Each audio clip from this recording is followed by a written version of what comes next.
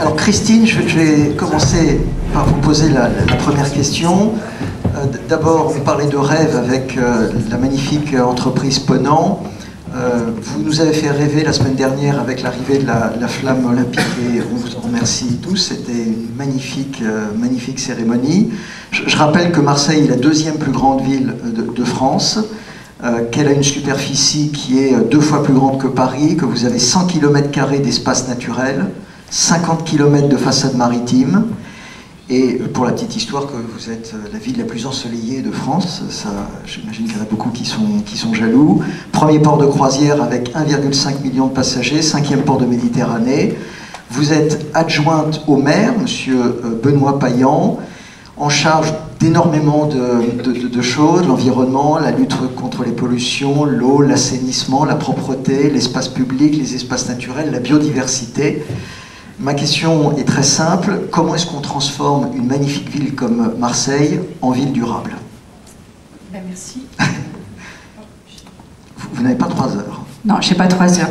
Et en fait, je vous ai écouté et en fait, vous savez, je suis élue écologiste, Europe Écologie, et j'avais envie de parler plutôt d'Europe finalement que de la ville, parce que je voudrais vous remercier pour les propos introductifs. Je fais une petite digression, parce qu'on va parler, vous parlez de décarbonation, et évidemment, le levier, c'est l'Europe.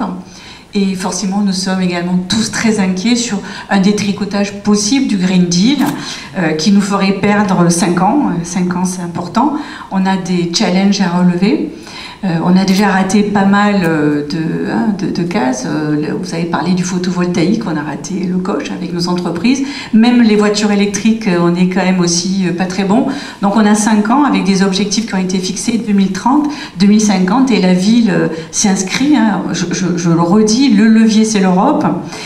Même si on sait aussi que pour aller parfois plus vite que ce que les États impulsent, eh bien, moi, j'ai assisté à des COP climat, à la COP biodiversité. En fait, on voit un phénomène, c'est que il y a ce qu'on appelle les gouvernements infranationaux, les régions, les départements, les métropoles, les communes, pas toutes certainement sur cette planète, mais qui ont compris qu'en fait, il fallait aussi aller très très vite parce qu'on sera forcément impacté et qu'on ne peut pas tout attendre d'en haut, même si on attend énormément de fonds européens. Mais j'en parlerai tout à l'heure avec le label européen. Alors, Nicolas Hulot me disait c'est un avantage de partir de zéro. Non, on ne parle pas de zéro, on part de moins 25. Hein. Évidemment, c'est une ville magnifique que nous adorons tous, mais quand même avec à jamais les premiers parfois, mais surtout les plus pollués, la ville la moins marchable, le moins de pistes cyclables, etc. Donc forcément, c'est un défi et ça nous oblige à énormément d'ambition. Alors, je parlerai plus tard de ce fameux label européen et j'en parlerai au Ponant parce que si nous avons raté le Ponant dans la phase 1 de ce label, qui en fait, nous avons été sélectionnés avec la ville de Lyon pour être décarbonés à l'horizon 2030 au travers d'un guichet unique et nous avons proposé à l'Europe, à la Commission européenne, un plan ville-climat qui a été accepté, donc d'où le label, qui va générer un guichet unique, mais pas que pour la ville de Marseille, pour l'ensemble de tous les acteurs associatifs, citoyens et entreprises qui vont participer à cette décarbonation. Donc si on a raté le Ponant dans le volet 1, j'espère qu'on l'aura dans le volet 2.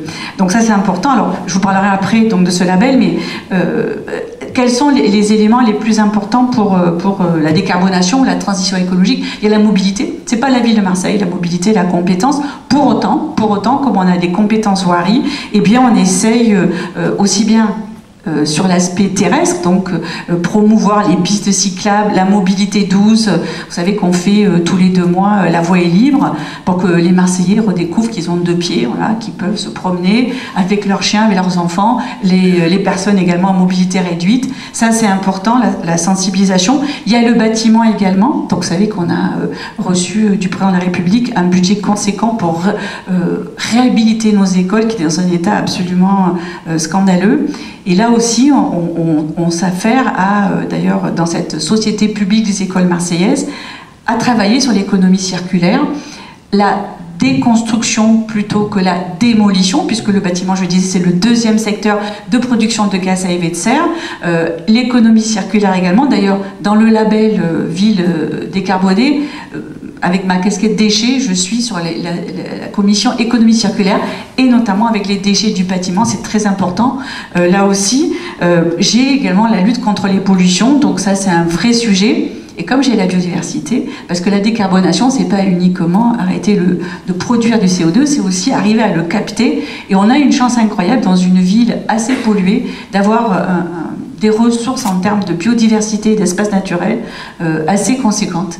Voilà, donc ça c'est aussi une des engagements de préserver pour pouvoir faire une ville habitable à l'horizon 2050, puisque nous sommes un hotspot. Hein, nous savons que le GREC, qui est l'équivalent du GIEC local, nous prévoit 6 mois de température au-delà de 46. Est-ce qu'on pourra toujours vivre?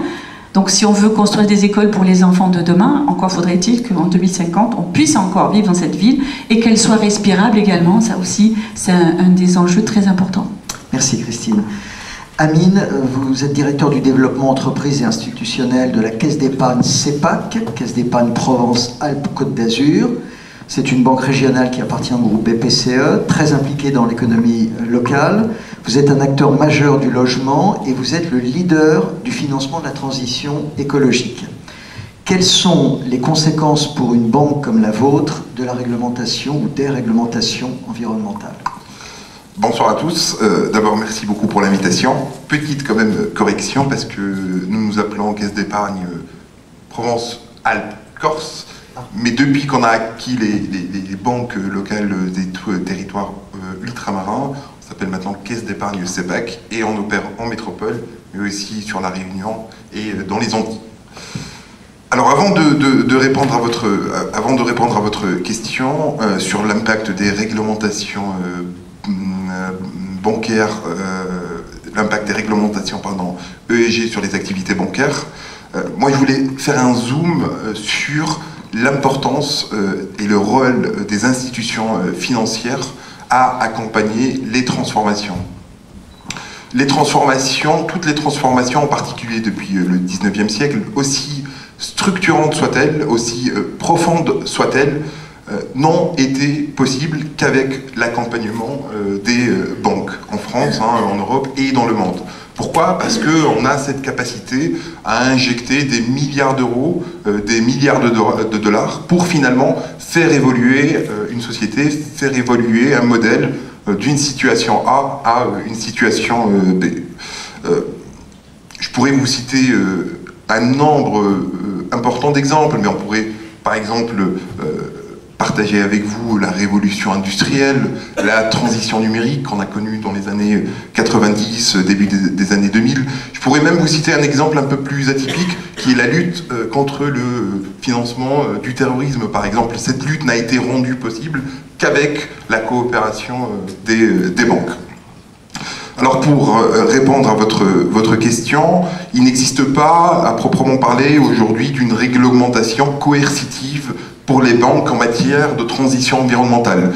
Il y a des tractations bâloises plutôt bien abouties, donc on devrait avoir ce cadre réglementaire coercitif dans les 2 ou 3 prochaines années. Toutefois, on a un certain nombre d'obligations bancaires. D'abord, et ce n'est pas une chose facile, arriver à toper les encours ou les crédits plutôt topé green dans notre bilan, donc on a cette première obligation, et puis on a aussi un certain nombre d'obligations de reporting. Par ailleurs, les banques et les institutions financières n'ont pas attendu que les réglementations s'imposent à elles pour agir, et c'est pour cela que, en marge de la COP 26 qui s'est tenue à Glasgow, s'est formée une alliance bancaire qui a réuni plus de 120 banques et qui se sont alliées, ce qu'on appelle le NZBA, le Net Zero Banking Alliance, et pour définir une ambition de neutralité carbone, d'abord pour nous-mêmes, parce qu'on reste des entreprises, mais aussi en matière de distribution de crédit pour nos clients. Donc voilà, on a le groupe BPCE, les banques populaires et les caisses d'épargne font partie de cette alliance. On a aujourd'hui défini notre ambition et on est en train de construire notre trajectoire pour atteindre cette neutralité carbone à horizon 2050. Merci Amine. Benoît, j'ai mentionné le fait que TNP est spécialisé dans tous les grands programmes de transformation et que la technologie est au cœur de toutes les transformations et au cœur de beaucoup de missions de TNP. Comment, de votre point de vue, est-ce que l'IA générative et le digital vont aider nos entreprises dans leur plan de décarbonation et naturellement dans l'évolution de leur business model? Bonsoir à toutes et à tous. Déjà, moi, je voulais introduire un point important, c'est que j'étais très heureux de voir que les entreprises de PACA se connaissaient bien et travaillaient ensemble. Parce que quand on a vu la table ronde précédente, entre Honnête, ArcelorMittal, Le Ponant, ils se connaissaient, en tout cas, ils avaient des collaborations. Et pourquoi je dis ça? Parce qu'en fait, si on veut gagner la guerre là, de la transition énergétique et du fait de limiter le réchauffement climatique, on va devoir changer sérieusement un certain nombre de nos habitudes, et en particulier partir du principe que demain, et dès aujourd'hui, hein, si on peut le faire, on doit penser à produire localement, consommer localement et interagir localement. C'est-à-dire que c'est une antithèse à la mondialisation, certes, mais n'empêche que aujourd'hui, que ce soit pour produire de l'énergie, produire des produits, faire de l'agriculture, faire de la finance, il faut maintenant considérer qu'on doit être en boucle courte et avec une interaction la plus importante possible. Et le fait d'avoir aujourd'hui des entreprises en PACA qui se développent localement, même si on a des géants comme CMA-CGM, Airbus Hélicoptère, Pernod Ricard, qui ont une empreinte complètement mondiale, c'est quand même très intéressant et très important d'avoir un tissu économique local qui se développe et qui interagit ensemble. Sans rentrer dans l'extrême qui serait l'autarcie. Mais n'empêche qu'il faut rééquilibrer les choses. Et dans ce rééquilibrage des choses, c'est aussi la guerre se gagnera aussi parce que nous-mêmes, individus, terriens, on doit changer de comportement. Et c'est parce qu'on a été biberonné à la surconsommation et à l'hypercroissance. Et c'est pour ça que on ne peut pas tenir 24 heures sans avoir le produit qu'on a commandé sur Amazon et on devient dingue si c'est pas livré 3 heures plus tard. Ouais. Sauf que ça va pas dans le bon sens. Donc maintenant j'ai fait ma petite digression. Je reviens à votre question. En fait aujourd'hui, effectivement, on est en train de vivre une révolution qui est le passage à l'échelle de l'intelligence artificielle. Malheureusement pour nous, même si en France on est sous l'impulsion de notre puissance académique et d'un certain nombre de start-up et de grands groupes, la France est en train de reprendre un peu de leadership sur l'intelligence artificielle, mais n'empêche que le passage à l'échelle aujourd'hui, il est fait par qui? Par les GAFAM américains. C'est la réalité. Ça fait 20 ans ou 10 ans qu'on fait de l'intelligence artificielle en France. Nous-mêmes, chez TNP, on a nos propres équipes de data scientists et ça fait 7-8 ans qu'on en fait de manière massive. Mais ceux qui ont amené l'intelligence artificielle avec les Gen sur le terrain, c'est GAFA. Alors, le côté positif de la chose, c'est que ça va accélérer le déploiement de l'intelligence artificielle dans beaucoup d'usages. Moi, aujourd'hui, le point le plus important d'usage dans l'intelligence artificielle par rapport à la transition énergétique et par rapport à l'évolution des modèles d'affaires, ça va être ce qu'on va appeler le embedded. C'est dans les produits, parce que l'intelligence artificielle, pour tout à chacun, on va avoir notre IA Gen connecté à notre système neuronal grâce à Elon Musk. On ne sait pas quand est-ce que ça va venir, mais un de ces quatre, ça va venir. Mais ça va nous donner du confort. Ça va ni sauver la planète, ni faire des sauts de productivité. En revanche, dans un certain nombre de chaînes de production, dans des produits, le fait d'embarquer l'intelligence artificielle va permettre d'avoir un meilleur niveau que l'homme. Parce que l'homme, il n'est pas parfait. Tandis qu'il y a un certain nombre de moments où, même par exemple, un certain nombre, on accompagne des compagnies aériennes aujourd'hui, pour optimiser la consommation de kérosène, l'IA embarquée va permettre de mieux, j'aimais bien l'idée du chasseur de vent tout à l'heure, Eh ben, en aviation et en aéronautique, on va justement optimiser les trajectoires au regard du vent. Et ben ça, c'est l'IA qui peut le faire. Mieux que le pilote. Comme aujourd'hui, l'IA, elle gère mieux la détection d'un cancer qu'un radiologue. Voilà. Donc, c'est dans cet apport-là qu'on va voir l'IA. Et pareil, je crois que Madame Denette disait, on va optimiser la consommation d'énergie dans les bâtiments, etc. Donc c'est toute la domotique qui est devant nous, parce qu'un des grands enjeux, c'est la réutilisation des choses, c'est la densité d'usage. Pour consommer moins, pour consommer mieux, l'IA va nous aider. Et le déploiement de cette IA, ça va être un vrai plus. Merci Benoît. Christine, comment est-ce que la municipalité aide, ou peut aider, ou va aider les entreprises dans leur décarbonation et dans leur aspect plus vertueux des modèles économiques? Alors, dans un premier temps, le levier que possèdent les collectivités, enfin pas uniquement la ville, c'est la commande publique. C'est-à-dire, à travers la commande publique, inciter les entreprises. C'est compliqué parce que quand il n'y a rien au catalogue de l'UGAP, le catalogue où les collectivités se servent, quand vous cherchez du ressourcé, vous cherchez en vain. Donc ça, c'est un petit peu compliqué. Mais c'est néanmoins le levier. Moins d'emballage, moins de plastique, plus de produits locaux. Mais encore une fois, encore faut-il avoir le catalogue approprié. C'est comme ça également, alors c'est pas des entreprises, ce sont des agriculteurs, mais on réforme notre cantine scolaire avec la promotion de l'approvisionnement en bio, en circuit court, en produits qu'il y ait 1,5 repas sans protéines animales, c'est aussi des changements. Et puis bien évidemment, je l'ai dit, j'en ai parlé de ce fameux label, parce qu'évidemment, on ne va pas y arriver seul. Alors, c'est un peu particulier parce que qu'est-ce que cherche l'Europe? Et d'ailleurs, c'est ce que j'essaye de faire moi aussi sur ma thématique déchets, qui occupe, on va dire, 90% de ma journée. C'est quand même un sujet sur Marseille. Ça ne vous a pas échappé si vous vous promenez dans Marseille. C'est un vrai sujet, c'est un vrai défi. Ça. Alors, c'est peut-être pas l'impact le plus important, mais entre les camions bennes qui circulent, le plastique dont on ne sait plus quoi faire, tous les produits dont on ne peut pas forcément encore valoriser et qu'on va brûler parce qu'on ne sait plus, on ne peut plus les enfouir. Merci l'Europe, parce que sinon nos nappes phréatiques, nos sols, c'est quand même, et ça produit du méthane pire que le CO2 en gaz à effet de serre, vous le savez tous.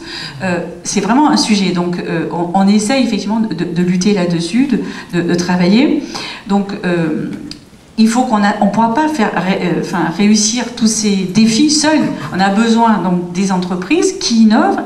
Mais ce qui était très intéressant dans le label de l'Europe, c'est qu'en fait, elle demandait deux choses, de l'innovation, mais pas uniquement technologique, de l'innovation sociale. Parce que tant qu'on n'entraînera pas les gens avec nous dans le changement de comportement, de mobilité, donc nous on prône la mobilité douce, qui est à la fois des trottoirs plus larges pour qu'on puisse circuler, les transports en commun, on plaide auprès de la métropole pour qu'il y ait, comme dans d'autres villes, moi je vois mon collègue à Lyon, chaque fois que je regarde son tweet, il y a 10 km de piste cyclable en plus, une ligne de tram en plus, c'est ça la décarbonation, c'est tout ça, c'est la mobilité, et donc aussi l'innovation sociale. Donc on a besoin aussi que des entreprises, des associations nous accompagnent et se fassent le relais des nouvelles mobilités, des nouvelles façons de consommer différemment dans le vrac. Et on a besoin de tout ça. Donc là, par exemple, dans le label, on avait autour de la table, alors, pas forcément parce qu'ils ont besoin d'argent, CMA, CGM, oui, c'est pas. Mais en même temps, ils font partie de ce plan ville-climat parce qu'ils vont décarboner.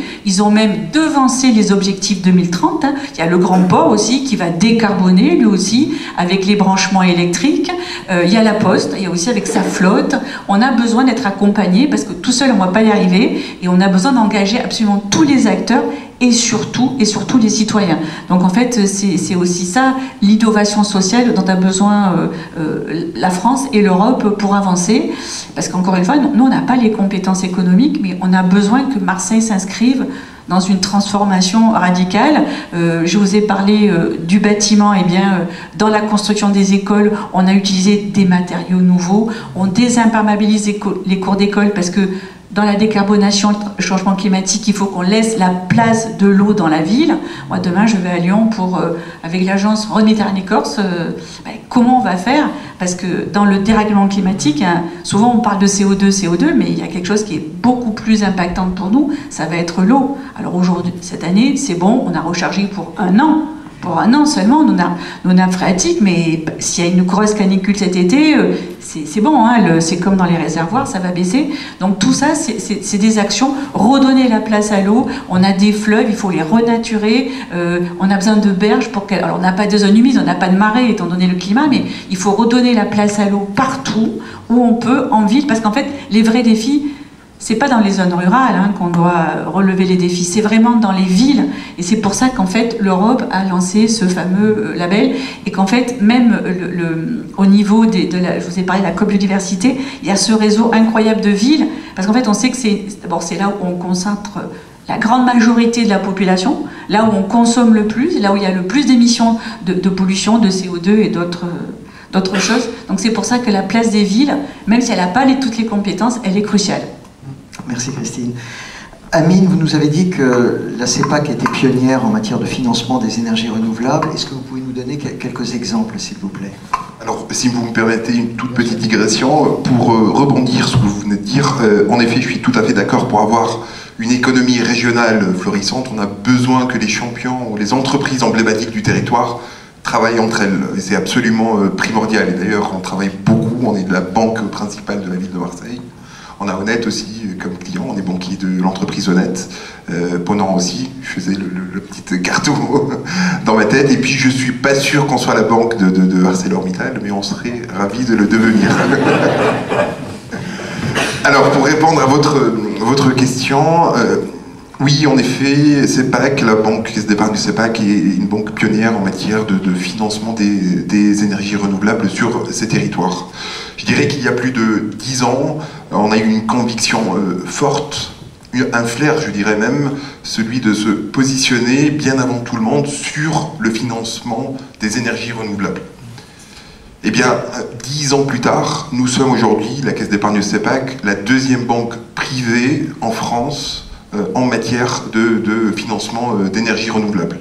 On arrange chaque année environ 700 millions d'euros de dettes pour financer l'énergie renouvelable. Finalement, 700 millions d'euros peut être un montant abstrait, mais c'est l'équivalent quand même de 500 000 foyers alimentés en énergie verte grâce à des financements Caisse d'épargne CEPAC. Ce développement, bien évidemment, on l'a réalisé sur ce qu'on appelle des technologies matures, comme le photovoltaïque ou l'éolien. Quand je dis technologie plutôt mature, ce sont des technologies qui ont prouvé la robustesse du modèle économique et puis surtout la réplicabilité des projets. Aujourd'hui, finalement, on cherche à répliquer ce que nous avons fait il y a plus de 10 ans, c'est-à-dire de nous positionner assez en amont sur les technologies, pas encore matures, les technologies, je dirais, de demain, comme la géothermie ou l'hydrogène. D'ailleurs, on s'est staffé, on s'est organisé, on a recruté 2 chargés d'affaires dédiés, experts de ces sujets, pour essayer d'accompagner nos clients sur ces technologies pour trouver le bon modèle économique financier. Finalement, quand on parle d'ENR, on adresse chez nous en CEPAC quelques poignées de clients. On parle de 50 énergéticiens producteurs d'énergie. Et quand on sait qu'au niveau de la caisse d'épargne CEPAC, on a plus de 4500 entreprises clientes de la caisse, eh ben on se devait aussi d'apporter une réponse ou des réponses pertinentes en matière de transition environnementale pour l'essentiel de notre fonds de commerce. Et là-dessus, moi, je vais illustrer cela par un exemple. Je suis particulièrement fier que dès 2019, on a développé ce qu'on appelle chez nous le prêt impact. C'est un prêt dont le taux d'intérêt, un prêt moyen long terme, hein, dont le taux d'intérêt va être indexé sur les objectifs extra-financiers du client. Et ce prêt, on l'a conçu avec une philosophie extrêmement incitatif. Pourquoi? Parce que si le client atteint son objectif annuel extra-financier, on va lui bonifier son taux d'intérêt. Donc on va rogner sur nos marges, je dis autrement. Et si le client n'atteint pas son objectif extra-financier, ben, ça sera le taux contractuel qui s'applique. Et donc on l'a pensé, ce produit, avec une philosophie extrêmement incitative, justement pour ne pas être dans une logique coercitive, et plutôt d'être dans une logique d'accompagnement de nos clients. Je vous ai cité notre expertise en matière d'ENR, je vous ai cité aussi le pré-impact, on a plein d'autres solutions et de produits en matière de transition environnementale, mais il ne s'agit pas de vous faire le catalogue d'offres de la Caisse d'épargne CEPAC. Les opérationnels que nous sommes, ou les stratèges que nous sommes en tant que banquiers, en tout cas, on a la responsabilité, en lien avec nos clients, d'imaginer les produits de demain. Toujours avec cette même ambition, cette même logique, accompagner, accélérer la transition environnementale de nos clients. Merci beaucoup, Amine. Benoît, on a parlé du groupe TNP. Je n'ai pas mentionné le fait que TNP est implanté, outre l'Europe, dans un certain nombre de continents comme l'Afrique ou l'Inde. Vous connaissez bien vos clients sur ces continents. Comment est-ce que les entreprises appréhendent leur transition énergétique ou leur transition écologique sur des continents où les contraintes réglementaires sont probablement un peu moins fortes? Même si j'ai tendance à dire que je fais toujours un grand parallèle entre l'Afrique et l'Inde, parce qu'en fait, c'est deux continents qui ont à peu près la même population. Ils avaient pendant très longtemps le même PIB, mais l'Inde a surboosté, puisque maintenant c'est quasiment devenu la troisième puissance économique mondiale. Ils vont dépasser le Japon et l'Allemagne probablement l'année prochaine ou sous 2 ans. En fait, aujourd'hui, ils n'ont pas du tout la même approche ni les mêmes problématiques. Aujourd'hui, que ce soit l'Inde ou l'Afrique, un de leurs enjeux numéro 1, c'est de nourrir l'hypercroissance de population qu'ils ont. Et avec tout ce que ça comporte. L'accès à l'eau, l'accès à l'agriculture, c'est des infrastructures, c'est énormément de moyens, donc c'est leur première priorité. La deuxième priorité qu'ils ont, c'est s'industrialiser.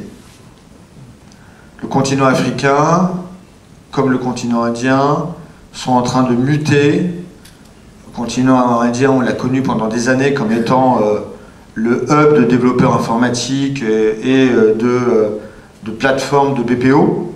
Il y a des millions d'Indiens qui font ça tous les jours. Sous l'impulsion du Premier ministre Modi, avec un programme qui s'appelle Make in India, l'Inde devient et va devenir l'alternative manufacturière à la Chine.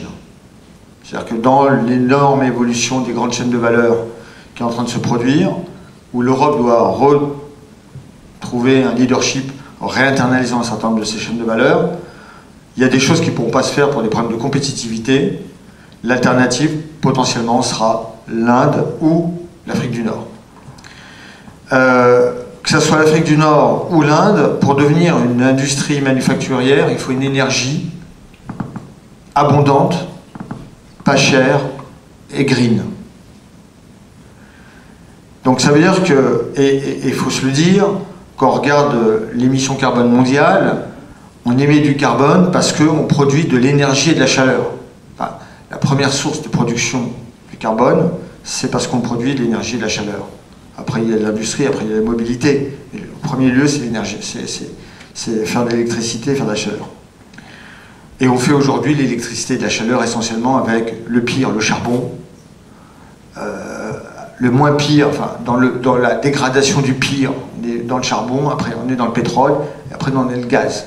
Et c'est les 3 premières sources de production mondiale aujourd'hui pour faire de l'énergie et de la chaleur. Et comme aujourd'hui, faire autre chose que ça, c'est-à-dire faire de l'éolien ou de la photovoltaïque, ça coûte plus cher que faire du charbon, du pétrole et du gaz, surtout qu'en plus, quand il y a aujourd'hui des contextes géopolitiques qui font qu'on peut avoir du pétrole ou du gaz moins cher que prévu, eh ben, ils ne se privent pas, et donc ils consomment aujourd'hui essentiellement du gaz et du pétrole. Cependant, ils sont quand même conscients que c'est des zones qui vont être très impactées par l'évolution climatique. Je ne sais pas si vous avez vu, mais en ce moment, à l'heure où on se parle, à Delhi, il fait entre 48 degrés et 52 degrés. Ils sont déjà impactés. Je suis tout à fait d'accord avec vous. C'est pour ça que je me permettais de cette petite passage sur Delhi en ce moment, où nous, on a des équipes. Mais c'est invivable. C'est clairement invivable. Et c'est pas tellement invivable pour les gens comme nous qui sont dans des grands buildings climatisés, mais en Inde, il y a aussi beaucoup de gens qui vivent dehors, et pour eux, ça devient insupportable. Donc c'est grave. Ce qui se passe en Inde, c'est grave.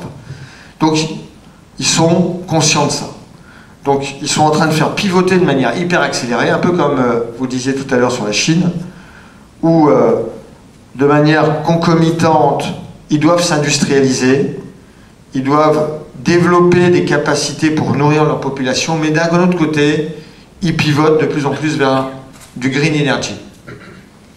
C'est pour ça qu'il y a aujourd'hui d'énormes programmes de photovoltaïque qui se déploient avec des énormes fermes photovoltaïques en Inde, et le groupe Total, avec un très grand groupe d'énergie indien, ont créé le premier groupe d'énergie hydrogène vert en Inde. Parce que ça va être... Alors, ça prend du temps, parce que ça ne sera pas opérant avant 2028-2029, mais n'empêche que déjà, ils ont accéléré ce mouvement vers l'hydrogène vert. Comme le Maroc. Parce que le Maroc, aujourd'hui, ça va être une plateforme industrielle extrêmement importante pour l'Europe, parce que le Maroc, c'est 30 minutes de l'Europe, c'est en face, hein. Rabat, Casablanca, on est voisins à Marseille. Hein. C'est pour ça que nous, on a des bureaux à Casa, on a des bureaux à Tunis. Je dis toujours, bon, bah, quand on est à Marseille, on pourrait presque trianguler. Le Maroc, sous l'impulsion du roi, devient un pays extrêmement ambitieux sur une industrie compétitive, parce qu'il faut quand même se dire les choses, en France, on a un petit sujet de compétitivité, mais donc une industrie compétitive avec des matériaux verts et de l'énergie verte. Parce que le problème de fond, c'est un industriel, il doit aussi garantir que l'énergie qu'il va consommer soit verte. Quand ArcelorMittal va transformer ses hauts fourneaux, qui, quand on fait à peu près une tonne d'acier, on produit à peu près une tonne 5 de carbone, et ben, le groupe ArcelorMittal est en train de transformer ses hauts fourneaux en hauts fourneaux électriques, comme on l'a dit précédemment, mais ces hauts fourneaux électriques, ils consomment une énergie de dingue. Faut-il encore que cette énergie-là soit bien verte? C'est pour ça qu'on va mettre souvent à côté du haut fourneau électrique une électrolyse pour faire de l'hydrogène vert et ou un petit SMR. Parce que la chance qu'on a comme en France, il faut quand même aussi se le dire, on est un des rares pays aujourd'hui où notre énergie elle est plutôt verte. Et grâce au nucléaire. Grâce au nucléaire, je sais, oui. Oui, nucléaire. Mais bon, moi je suis un grand convaincu. Dans 1000 ans, on verra ce qu'ils pensent de ça. Dans 1000 ans. Mais oui, mais si on ne fait pas du nucléaire aujourd'hui, on ne verra pas dans 1000 ans. Donc chaque chose en son temps. Donc aujourd'hui, la réalité, c'est que l'énergie nucléaire française, si on avait déployé ça en Europe, l'Allemagne n'aurait pas rouvert des mines de charbon pour cramer aujourd'hui du charbon à ciel ouvert. On n'en serait peut-être pas là. Mais ils ont 4 fois plus d'énergie renouvelable que nous. C'est vrai, mais aujourd'hui, ils produisent plus de carbone que nous. Faut pas me lancer sur le nucléaire, ça ne m'arrête plus. Hein. Non, je ferme la parenthèse. Mais non. Et surtout, l'eau, comment vous allez faire pour refroidir les centrales nucléaires du Rhône? On y vient. Moi, je vous le dis, en 2030, alors, vous avez raison, mais c'est pour ça que nous, on accompagne une initiative française qui est un petit SMR de 4e génération, qui tient dans un container de 42 pieds, qui recycle l'énergie, qui recycle le déchet nucléaire des EPR. Donc l'entrée, c'est le déchet qui sort d'un EPR, et dedans, on met ça dans un container de 42 pieds, on est capable de sortir entre 40 et 100 mégawatts, c'est-à-dire on peut quasiment alimenter une usine, une petite ville ou une usine de dessalement. Donc je termine la digression, mais en tout cas tout ça pour dire que l'Afrique ou l'Inde sont conscients qu'ils doivent décarboner, sont conscients qu'ils doivent produire de l'énergie verte. Le problème de fond de tout ça, c'est une histoire de temps et d'argent. Comme on l'a dit tout à l'heure, financer la transition énergétique, faire du vert, ça coûte plus cher. Ça nécessite des milliards. Les pays africains, en grande majorité, n'ont pas ces milliards-là. Donc il faut trouver un juste équilibre entre aller vers le vert, s'industrialiser, parce que là aussi l'Afrique a besoin de faire en sorte qu'ils ne vont pas encore des décennies et des décennies se faire piller leurs matières premières et faire en sorte que la valeur ajoutée soit produite dans d'autres continents. Donc il faut à un moment donné, comme en plus on l'a dit tout à l'heure, il faut produire localement et consommer localement. Donc on doit produire localement et consommer localement. L'Afrique a des enjeux énormes là-dessus. Donc moi je pense que ce soit l'Inde ou l'Afrique, ils n'ont pas tout à fait le même agenda que le nôtre. Il faut en être conscient. C'est pas mieux ou moins bien, c'est différent. Parce qu'on n'a pas la même histoire, on n'a pas la même évolution démographique. Nous, l'Europe, c'est simple, on est démographiquement en décroissance. On est un continent de vieux, qui vieillit tous les jours. Eux, c'est pas le cas. Donc, c'est pas pareil. Et puis nous, on a 200 ans d'industrialisation derrière nous. Voilà. Merci Benoît. Christine, on a beaucoup parlé de l'évolution nécessaire des comportements des entreprises, ça a été longuement développé, mais également comportement des citoyens et des consommateurs. Vous avez un rôle extrêmement important avec des responsabilités au sein d'une très grande collectivité et d'un parti politique comme vous l'avez mentionné tout à l'heure.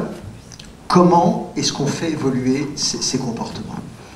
Alors, l'idée, c'est d'abord l'exemple. Alors, l'exemple en premier, hein, nous, élus à la ville de Marseille, on a commencé à verdir le parc. Effectivement, ça a un coût, mais il faut le faire progressivement.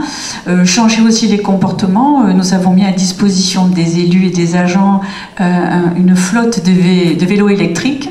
Et je dois dire qu'à mon grand plaisir, les nouveaux directeurs généraux adjoints que nous avons recrutés, souvent des femmes, arrivent en vélo tous les matins à l'hôtel de ville. Ça, c'est voilà, le changement qui donnait à voir. C'est également ce que l'on veut faire au niveau des écoles. Alors c'est compliqué parce que parfois les réglementations ne le permettent pas, mais permettent qu'il y ait des parcs à vélo, des parcs à trottinettes pour que le matin, au lieu que les parents déposent en voiture leurs enfants, ils pourraient les accompagner également en mobilité douce. C'est aussi promouvoir tous les projets démonstrateurs. Je le disais, c'est l'Europe. Si on peut le faire ici, moi j'aime à dire « if you make it there, you make it anywhere », parce qu'on part de loin à Marseille. Donc si nous, on arrive à se décarboner, c'est pour cela qu'on a été choisi. Hein, c'est parce que effectivement, une ville méditerranéenne, un hotspot, avec autant de retard. Moi, je vous invite à regarder les toits de Marseille. Vous avez vu beaucoup de panneaux photovoltaïques. L'argent qu'on a mis pendant des années dans le nucléaire, on aurait pu faire du photovoltaïque, des éoliennes partout dans la région. Et je ne parle même pas d'ITER. Ça, vraiment, c'est ça. Les sommes investies sont sans commune mesure à ce qu'on a mis. Et c'est pour ça, effectivement, les centrales à charbon allemandes, c'est pas top. Mais eux, ils ont même tellement incité les citoyens. Et nous avons investi dans des projets de start-up de photovoltaïque, la ville de Marseille. Il y a Massilia, Sun System, beaucoup de petites start-up. On a fait un audit de nos toitures, parce que où est-ce qu'on va mettre du photovoltaïque? Pas sur les espaces naturels, sur les toits, sur les friches polluées. Là aussi, on est arrivé, il n'y avait pas de photovoltaïque sur les bâtiments publics. Donc il y a un retard à rattraper, mais on va y arriver. Et puis accompagner, par exemple, je le disais, les changements de comportement, de mobilité, également d'alimentation, c'est très important, de consommation, toutes les consommations. Bon, moi j'ai... Encore une fois, la compétence propreté, nos marchés, c'était véritablement un spectacle absolument scandaleux de plastique qui s'envole. La plaine, c'était une forêt d'arbres à plastique, hein, pas tellement une place. Et bien, donc voilà, j'ai lancé les marchés zéro déchet, zéro plastique. On a lancé dans le marché, justement pour la collecte du marché forain, il y avait un petit critère, une collecte décarbonée. On essaye de promouvoir aussi, rue de la République, la collecte des professionnels en vélo décarboné, le marché de la plaine collecté en vélo décarboné. On essaye ainsi d'insuffler. Et surtout, en fait, cette ville, elle a tenu par des initiatives citoyennes incroyables. Nous avons créé l'Assemblée citoyenne du futur, 101 citoyens marseillais tirés au sort par catégorie d'âge. Hein, voilà, on n'a pas choisi. Et on les fait travailler sur comment cette ville, on va la rendre, je dis, la garder habitable, respirable à l'horizon 2050. Et ils travaillent sur des projets, il y a l'eau, la sobriété en eau. Nous avons fait des économes de flux sur, évidemment, depuis la guerre en Ukraine, hein, comme tout le monde, il faut qu'on réduise notre consommation électrique, nos consommations en eau également, puisque nous avons été 2 étés en crise sécheresse très haute. Voilà, donc on travaille comme ça et on sensibilise d'abord les 17 000 agents que nous avons à tous ces sujets, puisque eux aussi vont pouvoir quelque part aussi être les porteurs de nos politiques publiques. Ils sont les premiers en contact souvent avec les administrés. Donc on donne l'exemple, nous donnons tous l'exemple, c'est le seul moyen que nous avons pour accélérer ces changements de comportement. Et j'avoue qu'on voit beaucoup de Marseillais qui s'engagent.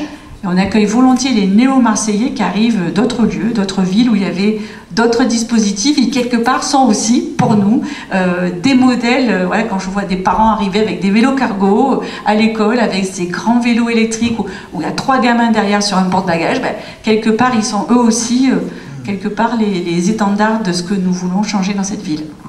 En tout cas, le résultat de vos travaux se voit et on vous en félicite. Bravo. Amine, dernière question.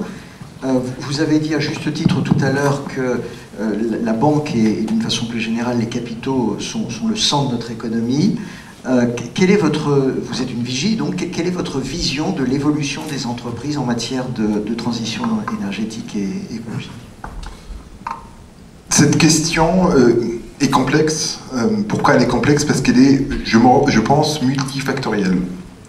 Le premier facteur que je vois, et c'est valide ou valable pour chaque transformation, et ben, quand on regarde nos clients, on peut les distinguer en 2 catégories. Il y a les avant-gardistes et les suiveurs. Et c'est absolument pas une connotation péjorative que de dire suiveurs, mais c'est comme ça, c'est un fait, ça a été dit tout à l'heure. Dans toute transformation, dans toute révolution, voilà, il y a ceux qui prennent plus de risques que d'autres. Et moi, j'ai été particulièrement frappé en 2019 quand on a déployer ce fameux prêt impact, de voir une typologie de clientèle, les bailleurs sociaux, qui sont extrêmement en pointe sur ce type de sujet. Le deuxième facteur que je vois, c'est bien évidemment la taille de l'entreprise.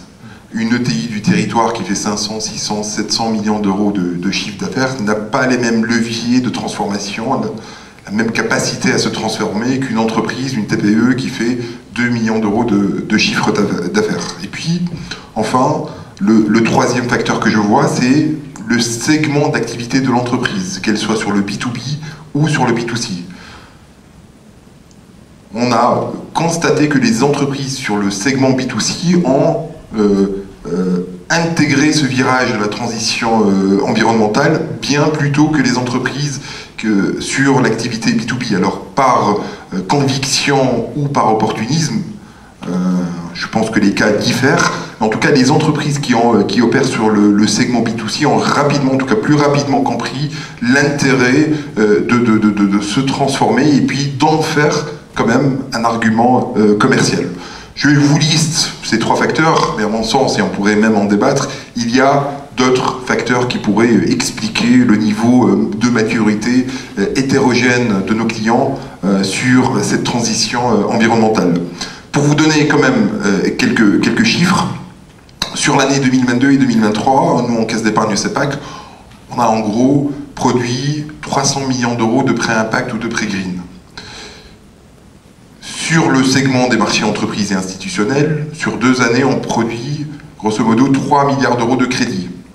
Et donc à partir de ces chiffres, donc finalement ces prêts à impact représentent 10% de notre production totale, et à partir de ces chiffres, on peut avoir une double lecture. Soit on peut voir le verre à moitié plein, parce que malgré tout, 300 millions d'euros, ça reste une somme qui n'est pas négligeable, où on vient chercher nos clients, parce que quand on produit un prêt green ou un prêt impact, on va d'abord titiller le client, on va le challenger, ça demande beaucoup plus de travail d'analyse pour le chargé d'affaires, ça intègre et ça embarque le commissaire aux comptes du client, donc il y a plusieurs parties prenantes dans le cadre de ce dispositif. Donc à mon sens, une première lecture pourrait être plutôt positive de dire qu'on a produit 300 millions d'euros sur 2 années, et puis on voit quand même que nos volumes de production continuent de croître. Et puis, il y a une seconde analyse où on peut voir le verre à moitié vide, parce que cette production de prêt impact ne représente, hélas, en encore que 10% de notre production totale. Mais je dirais, en conclusion, qu'on voit un mouvement de fonds s'opérer et on voit une croissance ou une trajectoire positive de notre production de crédit en matière de transition environnementale. Voilà, 2 mots peut-être pour conclure et pour dire c'est un enjeu, et ça a été dit plusieurs fois ce soir, un enjeu de cette décennie, si ce n'est de ce siècle. Donc il faudra collectivement, nous d'abord banquiers, mais nos clients aussi, accélérer durant ces prochaines années pour réussir ce défi ô combien important. Merci beaucoup, Amine. Benoît, on a littéralement explosé l'agenda et le planning. Il y a un cocktail qui nous attend. Je vous laisse conclure en 2 minutes. Merci. Bah, écoutez, moi j'ai trouvé que c'est pour notre premier HDD à Marseille, c'était 2 très belles tables rondes. Et je vous propose déjà de nous revoir dans un an. Et d'ici un an, je vous propose qu'on fasse un projet ensemble. Parce que comme vous l'avez dit, moi aussi ça m'avait choqué, quand on regarde les toits de Marseille, c'est peu photovoltaïsé. Et aujourd'hui, on est soumis quand même à ce qu'on appelle le décret... Vous avez vu des éoliennes à Marseille? Non. Voilà. Mais bon, c'est plus accessible le photovoltaïque que l'éolien. On est sous ce qu'on appelle maintenant le décret tertiaire. Le décret tertiaire, c'est tout bâtiment de plus de 1000 m², qu'il soit public ou privé, doit être photovoltaïsé et on doit travailler pour avoir très rapidement une forte réduction de son côté passoire énergétique. Et c'est la même chose pour les parkings qui doivent être avec les ombrières qui doivent être photovoltaïsées.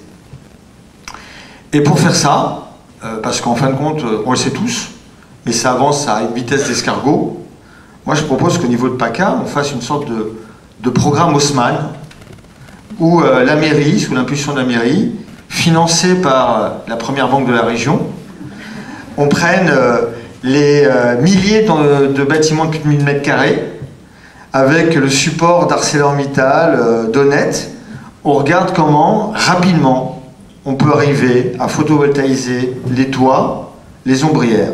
Et en plus de ça, il faut savoir qu'on a la chance en France d'avoir un grand énergéticien qui vous rachète l'énergie sur un prix garanti à 20 ans. Donc dans les faits, cet exercice-là, qui au départ nécessite un financement, sera d'une très grande rentabilité. Parce qu'aujourd'hui, financer des toits qui vont produire l'énergie pendant 20 ans, qui vont permettre d'être revendus avec un prix garanti, c'est un bon business.